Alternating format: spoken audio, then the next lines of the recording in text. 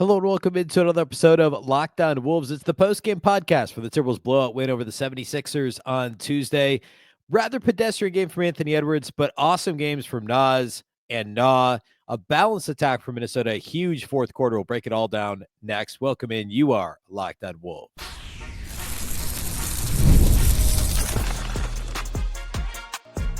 You are Locked On Timberwolves, your daily Minnesota Timberwolves podcast. Part of the Locked On Podcast Network, your team every day. Hello and welcome to Locked On Wolves podcast, part of the Locked On Podcast Network, your team every day. My name is Ben Beecken. I'm the host of Locked On Wolves. Happy Wednesday, everybody. Happy Hump Day. Happy Timberwolves game day. The Wolves are in Charlotte tonight for the second night of a back-to-back. A winnable, albeit tough travel situation, Tuesday, Wednesday, home against the Sixers, road against the Hornets on Wednesday. But of course, like I said, a winnable game tonight. Today, though, the post-game pod from the Wolves win over the short-handed Sixers on Tuesday. So we're going to dig into all the things that happened in this one. A lot of positives. Bit of a sluggish game for, we'll call it 2.5 quarters, but a very strong close for Minnesota, and encouraging that they did, that they pulled away without Anthony Edwards really being part of what the Wolves had success with in this game. Some really nice performances from role players. So we'll dig into all that today on the show. A big thank you off the top for making Locked On Wolves your first listen every single day. Of course, this show is free and available everywhere. That includes YouTube, as well as all of your favorite audio platforms. Wherever you like to listen to podcasts, you can find Locked On Wolves. You can also watch on the Locked On Sports Minnesota app on both Roku and Amazon Fire TV. And a reminder that you can subscribe to the Locked On Wolves newsletter at lockedondaily.com. One stop for ultimate team and league coverage delivered right to your inbox. Sign up for free now at lockedondaily.com. All right. So backstory in this one, the Sixers did get Paul George back. He played in this game. They did not have Tyrese Maxey, who got hurt the night before on Monday night. So no Tyrese Maxey, of course, no Joel Embiid still, but Paul George did play. Also Andre Drummond, who is in foul trouble and ineffective in this game. But, otherwise, this is a Sixers team that now has 40 losses, and they're not anywhere near where anyone thought they'd be. I will say I took the under on them preseason. I didn't think they'd be quite this bad, especially since Paul George has played in, 2/3 of their games, I think. And, Embiid's played in, less than a third. But still, any team that's going to be relying on Andre Drummond to generate offense for them in the year 2025 is probably not going to be very good. But still, this was a challenge for Minnesota early. They were up 2 at the end of the first quarter, up 4 at halftime. And it was the classic Timberwolves kind of stuck in the mud against an inferior team. We've certainly seen it worse. Like, the Wolves were never, it never felt like this game was in jeopardy. They were never down by double figures. I think the most they ever trailed by was a couple buckets. Actually, I've got it right here. I'm going to make sure that feels true. Yeah, they never lost. They never trailed by more than 6 points in this game.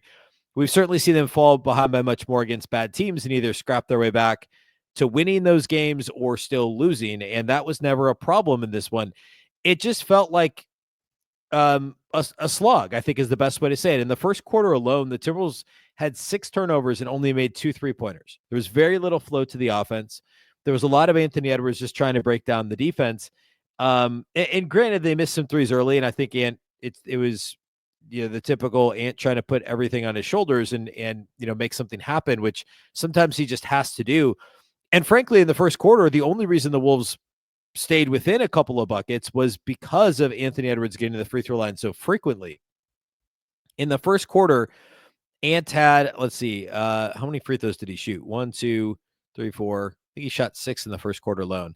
6 first quarter free throws for Ant. I think he was 5 for 6 at the line, was being aggressive, getting downhill. He had what? I think 8 of their first 14, maybe 11 of their first 14 points. Did he make a 3 in there? 8 of their first 14 points in this game, Ant had. And him getting to the line was the only thing they had going for them. But at the same time, this is very also typical of Ant and the Timberwolves offense. As well, Ant was doing enough to keep them in the game. Ant trying to take things over meant there was very little flow to the offense. And it's a little bit of a, 6 in one, half dozen in the other, in a sense. Like well, actually, that's not the right analogy. Maybe it's more of a chicken or the egg situation, right? Like the Timberwolves miss three, so Ant takes it on himself, and he does well enough to keep the Wolves afloat. But at the same time, now you lose your offensive flow, and you still end up with only 14 points. And to make matters worse, Anthony Edwards hit what appeared to be his thumb wrist area with about 4 minutes left to go in the first quarter. He leaves the game with the Wolves down 17-14. He goes back to the locker room. But then when he goes back to the locker room, all of a sudden, the Timberwolves offense opens up and they go on a 10-5 run over the rest of the quarter and take a 2-point lead at the end of the frame. Julius Randle had a nice and one mixed in there. He also got to the line another time. And then Donte DiVincenzo hits a three right at the end of the first quarter, allowing the Wolves to take that 2-point lead. It was just the second made three of the quarter for Minnesota. And again, they had 6 turnovers in the first quarter alone. So it felt a bit ominous, especially with the Ant injury. But then in the second quarter, the Timberwolves picked up where they left off in the first quarter. Conley hits a three. Nickeil gets a steal and a bucket. Then Nickeil gets another three. TJ Shannon scores a bucket on the Timberwolves' next possession. The Wolves are now up by 8 points. Ant comes back in the game with Minnesota up 8. He makes a shot immediately, and the Wolves actually do push a lead up to 13. But then the Sixers push back with Anthony Edwards on the floor. And actually, Philly gets all the way back to within a point toward the end of the second quarter. Minnesota does get it back up to 4 at halftime, but it went from an 8-point lead when Ant came in the game up to 13, all the way back down to 1, and then to 4 at halftime. Because again, the Wolves offense just lost a bit of flow in this game when Anthony Edwards was on the floor. And that doesn't happen all the time, but it was a clear issue early in this game. And then the third quarter was actually a lot like the first quarter, although I thought the defense wasn't as good. It wasn't quite as competitive. Thankfully, the Sixers were missing shots. A really bad finish to the third quarter until Mike Conley hits a three-pointer. Like Minnesota was going to be, were they going to be down? Like they were going to be up by 1 maybe or something like that. Is that what it was? I don't know. And then Mike Conley hits a half-court shot at the end of the quarter to completely flip the script and stop and shift the momentum. It was going to be a tie game. It was going to be 80-80 at the end of the quarter after Kelly Oubre hit a shot following a Timberwolves turnover. And Conley kind of Euro steps from like 40 feet and banks in a shot from nearly half court to put Minnesota up 3. And they carried that momentum into the fourth quarter. It was a very classic buzzer beater, carries the momentum. The Wolves start the fourth quarter with threes from Nickeil Alexander-Walker, Naz Reid, Nickeil Alexander-Walker again, consecutively. Next timeout, or the Sixers call timeout, Nick Nurse gets a technical. Conley hits the technical free throw. Naz scores. Now all of a sudden it's an 11-point game. And then possessions after that, Naz Reid another 3. Donte DiVincenzo another 3. We'll talk more about each of those individual performances. But the floodgates were open. And by the time Ant comes back in the game, which was, let's see, what was the mark on the clock when Ant comes back into the game? I lost it. Mid-fourth quarter. 6:26 on the clock. Minnesota's up 14. He only plays a couple minutes in the fourth quarter. He leaves with the Wolves up 17. And the last 4 minutes are garbage time. And Ant only ends up playing 30 minutes in this game. He also had of the non-garbage time players, Anthony Edwards had the worst plus-minus, a -3. Everybody else was a positive in a game the Wolves won by 14. And we'll talk a bit more about that. But it all goes back to what I was saying a little bit ago. The flow just wasn't there in this game with Ant on the floor. And it's funny because, you have a game like the other night where he's the reason they win because he is the offense. But in this game, he was a bit of a ball stopper and not in a positive way. I do want to dig into some individual performances and talk about some bigger picture, or I guess stats that stood out to me in this game. And so we'll do all that here next. We'll close the studs and duds and we'll peek ahead at the schedule and the Western Conference standings. That's all coming here next. Today's episode of Locked On Wolves is brought to us by our friends at OpenPhone. Running a small business means you're wearing a lot of hats. Your personal phone becomes your business phone. And before you know it, you're juggling customer calls day and night. As your team grows, it becomes impossible to manage everything with just your personal number. That's where OpenPhone comes in. It's the #1 business phone system designed to help you keep your work and personal life separate. For just $15 a month, the cost of a few coffees, you get complete transparency and visibility into everything happening with your business phone number. OpenPhone works through an app on your phone or computer and integrates with tools like HubSpot and hundreds of others. It also uses AI-powered call transcripts and summaries, so you'll have a rundown of your calls and action items the second you hang up. And if you miss a call, no problem. Automated messages are sent directly to your customer, ensuring you never miss an opportunity to engage. Right now, OpenPhone is offering 20% off your first 6 months when you go to openphone.com/LockedOnNBA. That's OpenPhone, OpenPhone.com/LockedOnNBA for 20% off 6 months. OpenPhone.com/LockedOnNBA. If you have existing numbers with another service, OpenPhone will port them over at no extra charge.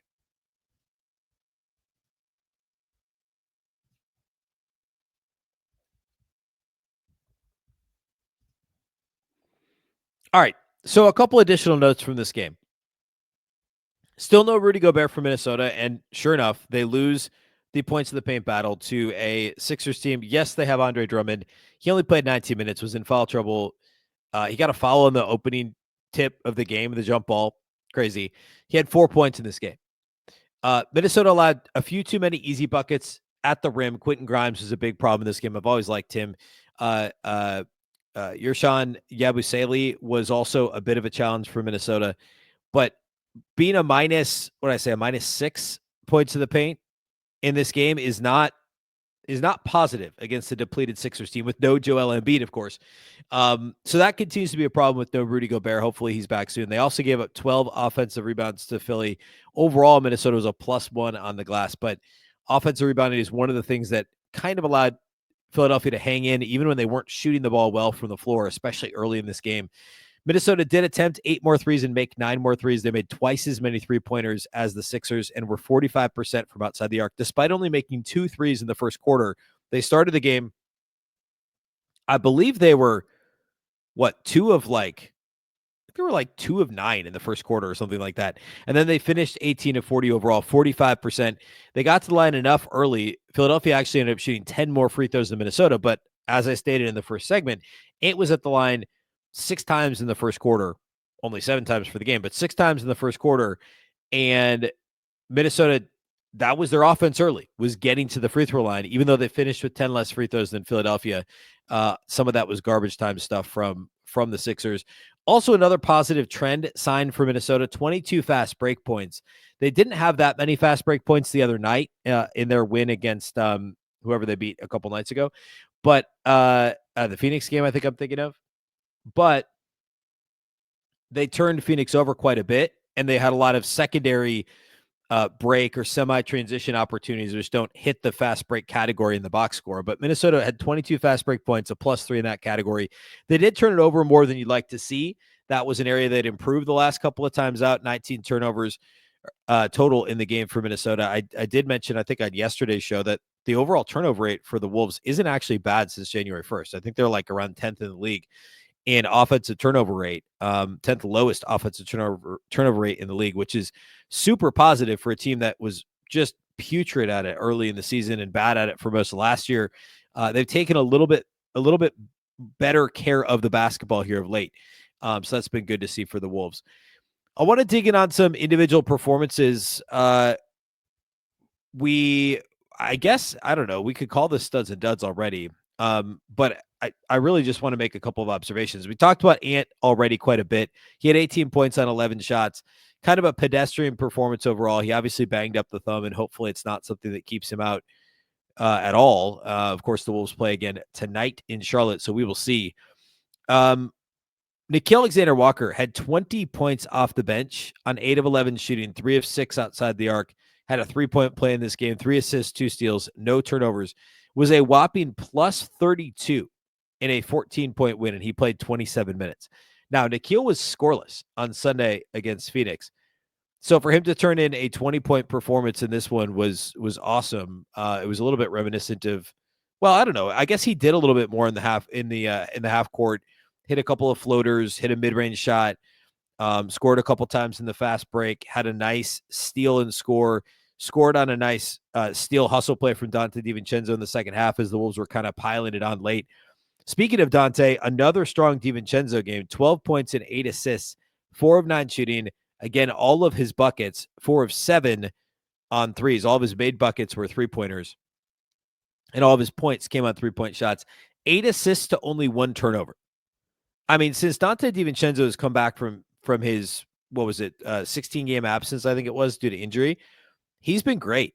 He had, in his first game back, he only played 23 minutes, had 9.6 assists against the Lakers, no turnovers. The next game, 12 points, 7 rebounds, 5 assists against Utah, no turnovers. Sunday against Phoenix, 24 points and 5 steals, only 2 assists, but also only 1 turnover. And in this game, 8 assists, 1 turnover, 12 points, all on threes. So add it all up, Donte DiVincenzo has 21 assists and 2 turnovers. 21 assists and 2 turnovers since his return to the lineup. He also has 9 steals across 4 games. So he's averaging, 2.5 steals a game? Is my math correct on that? I feel like that should be the right math. 2.5 steals per game. He's also made at least 3 threes in every game since his return. And he's shooting some ridiculous percentage from outside the arc that I should have done the math on this. Well, actually, I can do it quickly. 12 of 20 over the last 2 games and 7 of 16 of the 2 games before that. So that's 19 of 36 from 3, which is just an otherworldly number. Here, I'm doing the math right now. Nearly 53%, 52.7% over the 4 games since DiVincenzo's come back from injury. And remember, he was trending in the right direction prior to the injury in mid-January. As bad as he was early in the year, and he was bad really since like Christmas. I mean, he had a couple of 5+ 3-point games at the end of December and was solid throughout January prior to the injury, had rejoined the starting lineup, or joined the starting lineup, I should say. So this is just really positive to see him continuing to trend in this direction. Naz Reid, 23 points, 6 rebounds, 9 of 18 shooting, 5 of 10 on threes, a steal and a block in this game. He was great throughout and was a big part of the Wolves putting the Sixers away in the fourth quarter. So another strong Naz Reid game. Well, I say another. He's been shooting the ball terribly of late, but playing well overall. Like, he had that 10 rebound game, but he shot 3 of 12 or something the other night. He was really good in this game. It was good to see the shot bounce back for Naz Reid. Jaden was also great. 17 points on 10 shots, aggressive offensively. He had 4 blocks. 2 were on 1 play against, I think both against Kelly Oubre. In the, second quarter, I think it was. A really good Jaden game. Man, studs and duds are tough for this one.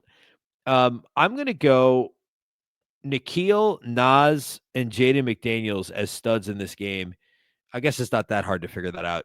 Nickeil Alexander-Walker, 20 points, 3 rebounds, 3 assists, 2 steals, 8 of 11 shooting, no turnovers. He gets a stud. Naz Reid, 23 on 50% from the floor, 50% from 3, 23 points, 6 rebounds, 2 assists, a block, and a steal. And then Jaden McDaniels, 17 points on 7 of 10, plus 3 rebounds, 2 assists, 2 steals, and 4 blocks for Jaden McDaniels. Julius Randle was good again in his second game back, 16, 8, and 5. He did have 5 turnovers, but I thought he played well overall. A couple tough offensive foul calls. We talked about Ant already. We did see rotation minutes from Jalen Clark and Terrence Shannon Jr. again. Only 6 rotation minutes from Jalen Clark and 7 rotation minutes from TJ Shannon. It's going to be a little bit matchup dependent. It's going to depend a little bit on how other guys play. You know what? I take that back. Those guys weren't on the floor in garbage time. Garbage time was not those 2 guys. So TJ actually played 10 minutes and Jalen Clark played 9 minutes. In TJ Shannon's 10 minutes, the Wolves were a plus 12. That's a pretty remarkable plus minus. 10 minutes of play and a plus 12. The Sixers, this version of the Sixers, trying to play faster, a little bit more physical on the perimeter with guys like Oubre, to a lesser extent at this point, Paul George, but like Oubre, Quentin Grimes, bigger physical wings, Lonnie Walker. And it was good to see TJ Shannon have as much success as he did out there on the perimeter. I thought this game was a good match for him. No real duds for me in this one. Conley played well. He'd been struggling lately. He had 12, 7, and 6 in this game. Everybody contributed. Nobody had a bad game for Minnesota. This was a nice win to get, as kind of ugly as it was. Up only 4 at halftime, up 3 going to the fourth quarter. They pulled away in the fourth, went on like a 43 to, 12 or 18 run before the Sixers scored a bunch of points in garbage time. This really should have been a 20-point win, not a 14-point win for the Wolves. All right. I want to close with what's next. That's the Charlotte game on, tonight, and then talk about some standings stuff after. I mean, like we're at the point now we have to standings watch, especially with where the Wolves are in the West. So we'll do all that here next to close the show today.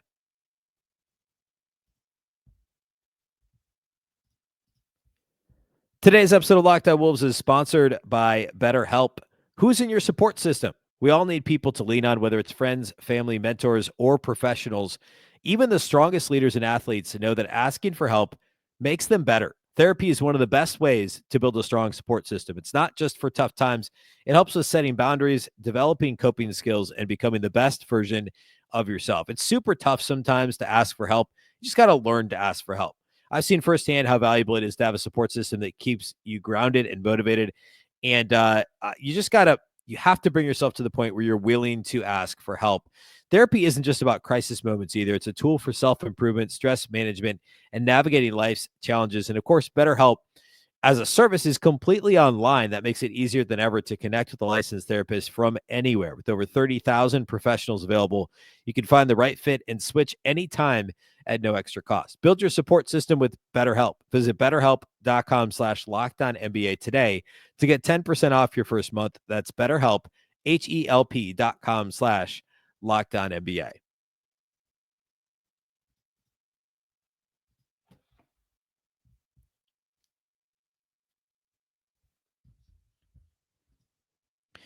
All right, Timberwolves have the Hornets. Actually, let's do this first. Let's talk.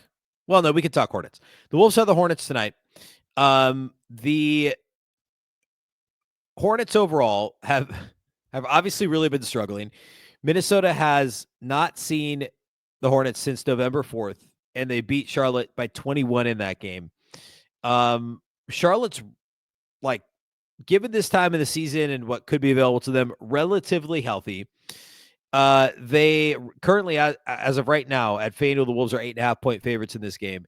Charlotte has lost 7 straight, including a loss to the Warriors last night. So they're also, on Monday night. So they're not playing it back-to-back.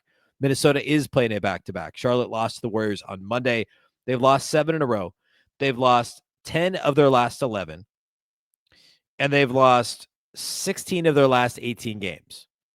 You want to take that even further? They've lost 18 of their last 21 games. They've been really bad for a really long period of time. Their only wins in there, a 1-point win over the Spurs, a 21-point win over the also miserable Pelicans, and a 3-point win against the Lakers, which I believe was I think it was maybe right after Luka began. Yeah, Luka and LeBron played in that game. I think that might have been like where the Lakers split a back-to-back. I don't know. Anyway, they did beat the Lakers by 3 points a couple of weeks ago. So all that to say, you obviously can't mail it in. Second night of a back-to-back for Minnesota, traveling against a Hornets team that's been sitting at home. It could be a bit dicey, but it is one of those teams, and I talked about this a little bit on yesterday's show. There's some high variance potential there. Charlotte can play fast. They shoot threes. They can offensive rebound. Some of the things that can be weaknesses for Minnesota. Now, if the Wolves play solid, if they play like they did for, the fourth quarter of the game against the Sixers or most of the game against Phoenix on Sunday, Minnesota should be fine against a team like Charlotte. But I also said on yesterday's show, of these two games, I thought Minnesota would beat the Sixers, and I was a little bit worried about the Hornets game. So we're not going to count our chickens before they hatch. This is I don't know. It's not it shouldn't be a tricky matchup. It just kind of feels like it could be for the Wolves. Important action that happened around the league on Tuesday night. Golden State beat the Knicks by 12, which is interesting and not necessarily positive for the Wolves. The Lakers beat the Pelicans, not a surprise. And then Phoenix beat the Clippers by a bucket, which grand scheme of things is probably good. Not probably good. It is good because the Suns are still 4.5 games behind the Wolves, and Minnesota is now a game ahead of the Clippers because they won and the Clippers lost. So the Wolves are currently, as of right now, they came into play on Sunday at 9th.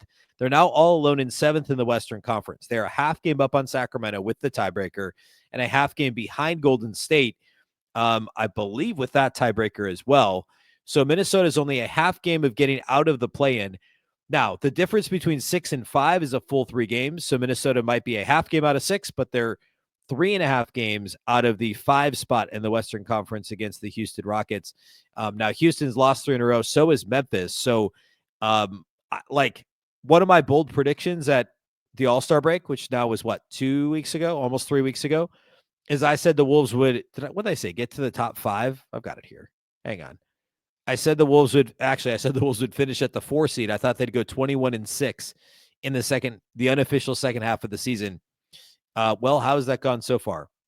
Not great, I don't think, the 21-6 prediction. I still think the 4 seeds on the table, as weird as that is. Let's see. Minnesota is, what did I say? I said 21-6. They're 3-4 since the All-Star break. Now, we had the Ant suspension. We've had the Rudy injury lingering longer than I expected at the All-Star break. So I'm going to go ahead and make some of those excuses. I kind of think it's unlikely Minnesota goes 18-2 the rest of the way to get to my prediction of 51 wins on the season. However, I do think the 4 seeds within reach. I said the 5 seed was 3.5 games away. Well, the 4 seed's 5 games away with 20 to play, 19 to play for Minnesota. So it'd be difficult. But again, we've said this before. It was said on the Wolves broadcast a bunch. The Wolves have the easiest schedule remaining of any Western Conference team. And I'll say also, they've played all the good teams well. They split with the Thunder. They played Denver well. And the Wolves have the 4th best, just barely the 5th best point differential in the West. They're only a 10th of a point behind Houston for the 4th best point differential in the Western Conference. So there's a lot to like about the Wolves and where they sit, given what they've been through so far this season. And I don't think they'll finish in the play-in. I think they're better than Golden State. They're better than Sacramento, the Clippers, Dallas, Phoenix, better than all those teams. And I would argue they're probably better than Houston. I don't necessarily think they're a better team than Memphis sitting here right now. But that would still put Minnesota in 5th with a first-round matchup against very likely either Memphis or Denver or potentially the Lakers. Of all those, I think the Denver matchup, weirdly enough, is the one I'd want instead of Memphis or the Lakers, just in terms of how the Wolves match up against each of those teams. Next up, the Wolves have the Hornets tonight, as we've talked about. Following the Hornets game, they go back home in this they have Miami on Friday night before coming back home for yet another one-game homestand. It just boggles the mind how many one-game homestands the Wolves have. But they're at Charlotte Wednesday, at Miami Friday night, home for the Spurs, the Wemby-less Spurs, on Sunday evening, and then finally get 2 consecutive off days before taking on Denver in Denver next Wednesday, 1 week from tonight. All right. That's all we got for you today on the show. Of course, the live postcast after every game, including tonight's game against Charlotte, will be over at Locked On Sports Minnesota on YouTube, and then that audio is right here at Locked On Wolves. Our guys, Jack Borman and Luke Inman, will do the postcast, and of course, I'll be back tomorrow with the regular post-game pod right here on Locked On Wolves. A big thank you for making Locked On Wolves your first listen every single day. Of course, this show is free and available everywhere. That includes YouTube, as well as all of your favorite audio platforms. You can also watch on the Locked On Sports Minnesota app on Roku and Amazon Fire TV. And a reminder, you can subscribe to the Locked On Wolves daily newsletter at LockedOnDaily.com. It's one-stop shop for ultimate team and league coverage delivered right to your inbox daily, Monday through Friday. Sign up for free right now at LockedOnDaily.com. Of course, the Locked On Wolves podcast is part of the Locked On Podcast Network. Remember, the Locked On Network is your local experts on all the biggest stories. Once again, I'm Ben Beecken. This is the Locked On Wolves podcast, and we'll catch you next time.